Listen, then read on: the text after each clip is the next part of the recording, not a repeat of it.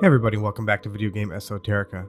On today's episode, we're going to be taking a look at Killer is Dead, released in 2013 by Grasshopper Manufacture.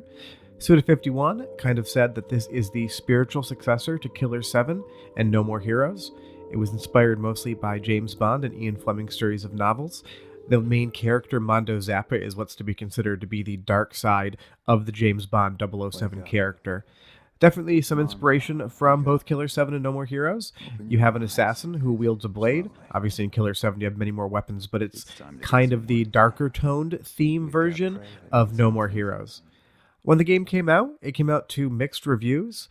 Gameplay-wise, it is quite excellent, I think. All the environments and stories are quite good, but there's definitely some issues with kind of the overall tone. There's a lot of criticism for the treatment of women in video games in regards to this actual game, and it is one of the first instances of that second generation of kind of being conscious of how different sexes were portrayed in video games. So this game definitely is a bit problematic in that respect, that it is something that you would have to consider when you play the game. But as far as the art style, design, and otherwise of the game, it is quite excellent. You can find this game for very cheap, and as far as from an artistic standpoint, visually, it is a quite compelling game. I'll let you guys watch the rest of the intro here so you can get an overall sense of the storyline, and we'll come back when the gameplay starts and talk a little bit more about Killer is Dead. Okay, I'll forgive you this time.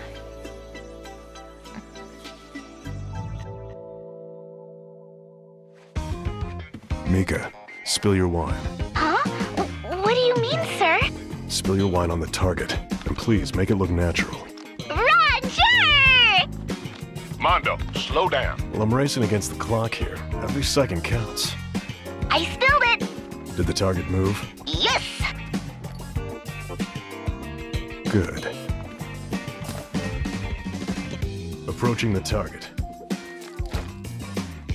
Leave the rest to me.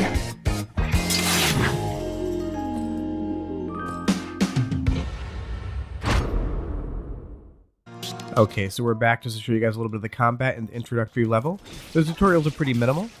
Basically, the entire combat system is combo-based. You have an attack button, a block button, as well as a parry button. If you parry or dodge at the correct time, you're going to get a slow-motion attack phase. Kind of feels similar to a game like Bloodborne or the Dark Souls series, where effective timing is going to allow you to be a better combatant. The gameplay, as far as the combat is concerned, it is quite good. It's not the best I've ever experienced, but it is quite competent. Going into more of the story here, if you've ever played this game, I've played it through the entire way. The story is still kind of confusing. It has sort of a grindhouse exploitation film feel to it, and kind of the trope of that genre is that maybe the storyline isn't so important compared to the overall circus atmosphere of the storyline, or just how out there it can be. But the story is quite good. You just have to kind of suspend your belief and just go along with the fact that what you're seeing in front of you makes very little sense, but in video games that's kind of always the same thing you have to do. You will see here, like I said and mentioned earlier, there is some negative portrayal of women in the game. Unless they are very strong, they are quite weak, and that is kind of a genre trope of video games, the weak woman. Just something you do have to be conscious about now. We are more aware of that, moving forward in how women are portrayed in video games. So this is a game that kind of does have you question a few of those sort of things. I'll let you guys watch a little bit more of the story, and then we'll come back when we get into the next level, and we'll have a lot more gameplay to show you guys. But just watch the story, enjoy it, and see if you can make any sense of it. And on this job, you always come face to face with darkness. That's why you gotta find a beacon of light that'll never succumb to it. Thank you. Those are words I won't forget.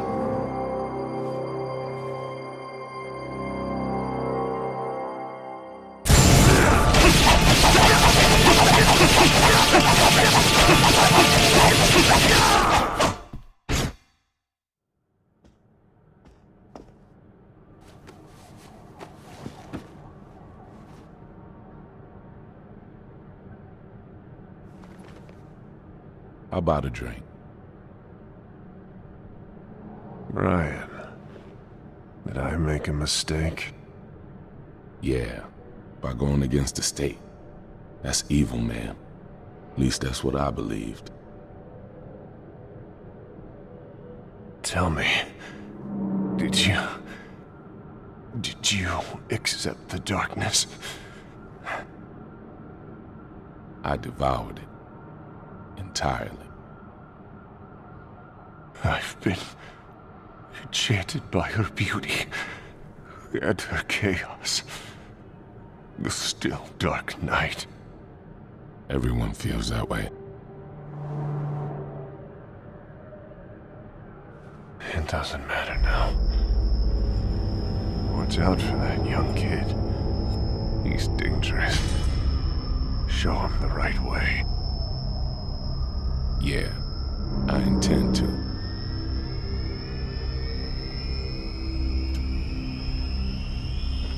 To the executioners, a toast. Cheers. Good wine.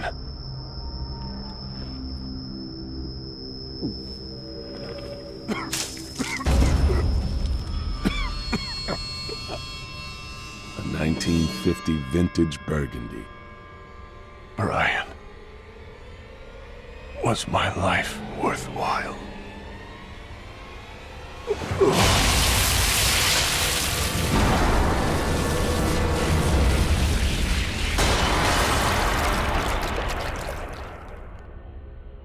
Everything in life is worthwhile.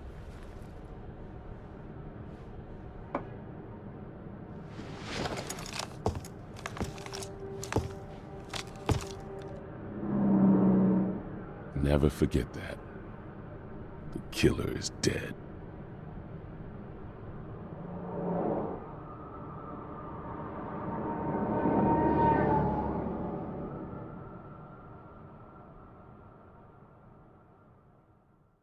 Alright, and we're back with the next level of Killer is Dead. This is a quite interesting level. It kind of has an Alice in Wonderland sort of candy theme going on to it. You can definitely tell as far as level structure is concerned. Each level is its own kind of vignette of its own environment. There is no cohesion between art style from level to level. Yes, everything is cel shaded and everything kind of looks similar graphic style, but as far as the environment you're fighting in, they vary quite wildly. So this, basically, I did cut the story out before this, but there is an artist that comes in to the assassination agency, which in this game is run by the government with taxpayer dollars. Definitely something we don't have. And he says that the neighbor next to him has been killing children. So that's kind of what kicks the story off. We're going to be able to get into the house here, and you're going to see just how wild the art style of this game is. And that is something about this game that is quite charming, and one of the reasons that I really do love it. Artistically, it is so far out there and interesting to look at that there's a certain charm to it that can't be denied. If you look at the ratings on this game, you're going to see that it's kind of like in the high 50s, low 60s. It wasn't rated that great. I think there was a lot of expectation on the game that it didn't live up to, just considering, Killer 7 was an amazing game that's kind of heralded as being like a groundbreaking experience. And then both of the No More Heroes games were quite fun and unique as well. So I think this game just never lived up to the hype that was put on it by journalists and other people waiting for the game.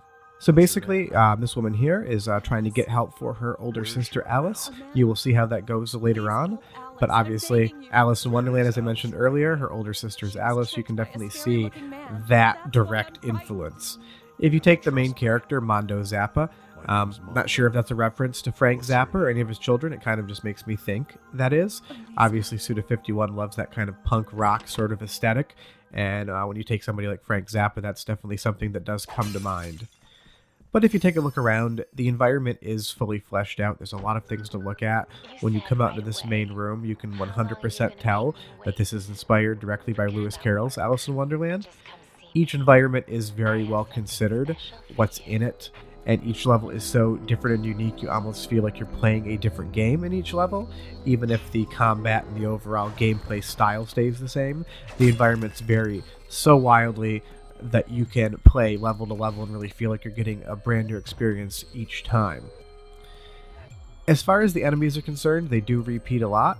You're going to be seeing the same wire enemies that we saw in the first round. There are some wires that are more powerful or stronger than the others, but as far as enemy design is concerned, The bosses are really where the large amount of variation comes in versus your standard, fodder enemy that you need to get through just to continue playing the game. As you go through each different room here, you find a different item to give to the woman you're trying to help, and that causes that piano staircase to form a little bit more each time. In this room, you are going to see one of the more powerful wires. I cut the combat just because it wasn't much more interesting to show. You do get that nice execution scene there, though, where you do behead him. Now we're going to be able to bring the flowers out to the woman, and that's going to give us a little bit more of the staircase, as you'll see. But even when you come out into this room, it looks completely different than the interior, which is something that is quite remarkable and fun to check out. So now we have increased that staircase just a bit more. Once we attack all these enemies here and kill them, we will be able to go into the boss arena. In this combat is where it teaches you a little bit more of the different rewards you can get for executing enemies. As opposed to just killing them, you can execute them with certain button presses, and you get a lot more interesting as far as the graphics are concerned. Executions, there you just slam the guy into the ground and he exploded. You can choose what you want the enemy to drop in that instance. You can get roses for blood, gems that you can spend later, so you do get a lot of different options as far as killing enemies is concerned. So now that we've executed all those enemies, we're going to be able to go into the boss arena. I'll let you watch until we get to that point, then I'll come back with a little commentary on the boss and the rest of the game.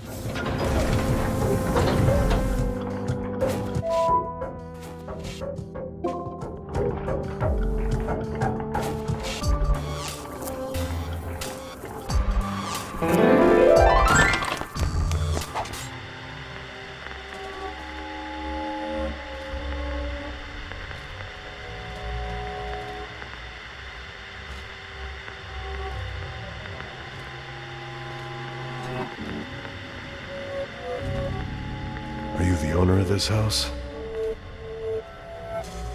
You see anyone else here? I met your younger sister, Elisa. Elisa? That girl. Is she still hanging around? She was quite worried about you. Lies.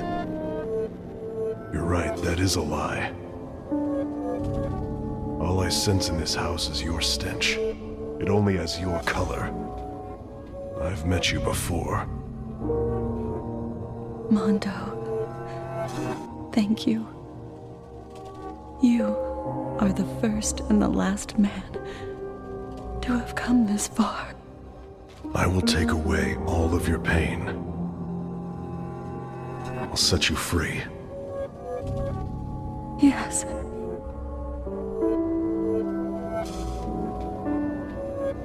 It hurts. It hurts. Alice, what's wrong? Where does it hurt? It's my back. For how long? A year.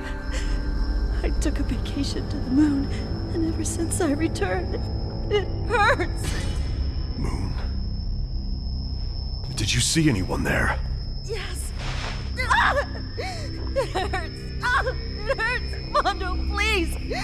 Help me. Who did you see on the moon? A scary man.